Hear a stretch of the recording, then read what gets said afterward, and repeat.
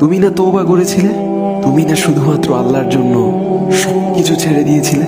বুঝতে পেরেছিলে কোথায় তোমার আসল ঠিকানা? ভুলে গেছ? আবার কোন পাপ তোমায় গ্রাস করে নিল? তুমি তো সেই যে নিজের পাপের প্রতি অনুতপ্ত হয়ে সিজদায় পড়ে অঝরে কেঁদেছিলে। তাহলে আবার কেন দুনিয়ার ধোঁকায় পড়ে গেলে? কেন ভুলে গেলে কোথায় তোমার আসল গন্তব্য? তুমি কি হার মেনে নিয়েছো নফসের কাছে? তুমি এত দুর্বল? ভুলে গেছো তুমি কার বান্দা? কে তোমার রব? তোমার রব তো সর্বশক্তিমান। সর্বশক্তিমানের বান্দা আবার কখনো দুর্বল হয় নাকি? মৃত্যু পর্যন্ত লড়ে যাও তুমি।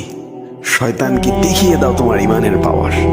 শয়তানের ধোকায় পড়ে অনেক পাপ করে ফেলেছো, তাই নিরাশ হয়ে গেছো তুমি, তাই না? তুমি কি জানো না তোমার রব কতটা মহান? তিনি তো তোমাকে ক্ষমা করার জন্য অপেক্ষা করছেন। তাই ফিরে আসো সেই রবের দুয়ারে, যার দুয়ার কখনো বন্ধ হয় না।